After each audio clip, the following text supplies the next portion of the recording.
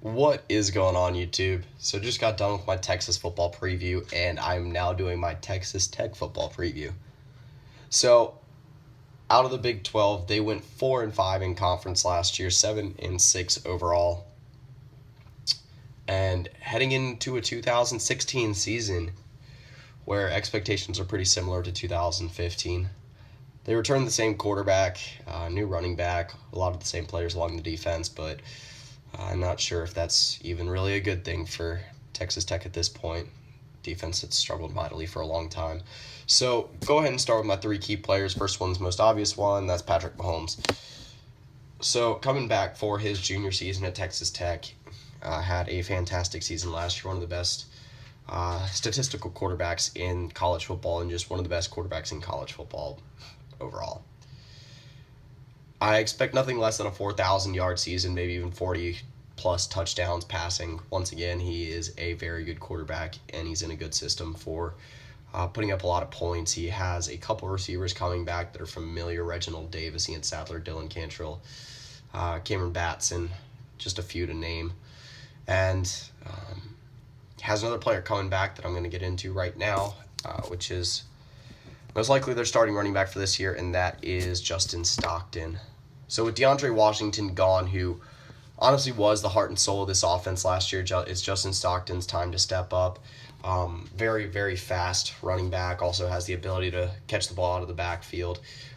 Stepped up big late last year, came on pretty big in the game against Oklahoma State, and I expect him to progress even more in 2016. I think he's a name to watch out for if you're looking for sleeper running backs, especially inside the Big 12.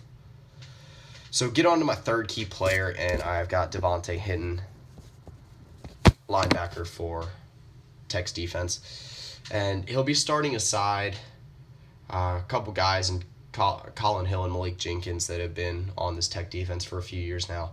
Devontae Hinton had a few injury problems last year, but also I expect him to step up more than any other player along this defense. I just kind of have that feeling. So when you're looking at Texas Tech's defense, there's a few names that are just going to have to play better this year: Justice Nelson, Ja'Shawn Johnson, and DJ Polite Braid, just to name a few. This entire defense is just going to have to step up, but that's what I'm getting into right now. And my first key factor for them is their defense. Obviously, one of the most miserable defenses in college football over the past couple of years. I've said it multiple times, if Texas Tech would even have a defense in the top half of the FBS, then this team would be a top 25 team and would be competing for a Big 12 title. It's a lot of pressure is put on their defense by the way their offense plays, a quick strike offense that puts up, seems like, upward of 50 points every single game. I still see this team being relatively successful even if the defense is bad again. But if they do want to step up and, really get into the top three of the Big 12, they're going to have to get that defense right. That's been the biggest thing that has eluded Cliff Kingsbury is his defense. Joe Gibbs, defensive coordinator, is definitely going to have to step up and figure out a way to make this defense go. Again, it's been a rough time for the defense the last couple of years. So my second X factor is to continue having a solid running game. That's the one part of this offense that is a little bit uncertain right now. The right side of the offensive line, I'd say, is the other part. Losing LaRaven Clark might hurt a little bit. He was one of the better offensive linemen they had.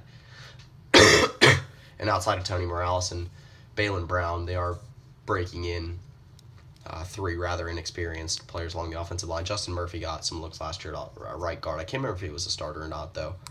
Not too familiar with Tech's offensive line, but I have no doubt that Justin Stockton will be a good running back this year, but he has not been a full-time starter for Texas Tech yet, so that's one thing that is a little bit uncertain heading into the start of the season, but I also think an X factor that will actually play out positively for Texas Tech. So move on to my trap game for Tech, and I think it is going to be Iowa State. I don't think they're going to lose this game, but this is an Iowa State team that brings back a decent amount of talent along the offensive side of the ball. Between Joel Lanning and Mike Warren, I do like what Iowa State brings to the table this year in terms of a developing offense. Alan Lazard also a wide receiver. They've got some big names along this offense, and if Tech struggles on the road this year, then Iowa State might be a tough game for them. It's sandwiched in between two pretty tough games at Oklahoma State, and then Baylor at home. Who knows how that's going to go, though, this year. Excuse me. Or actually, not Baylor at home, Baylor at AT&T Stadium, as always. So, my biggest game for them is Kansas State, a team that I listed as my dark horse for this year. Kansas State is going to be better, I think, than they were last year.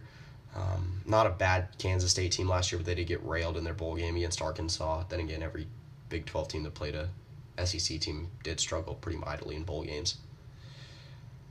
I think that Kansas State will be a very tough game for Texas Tech. It's on the road. I think Kansas State's defense will be even better, and I think their offense will be able to keep pace, at least to a decent degree, with Texas Tech. Texas Tech, Kansas State has been an up-and-down game over the last couple of years.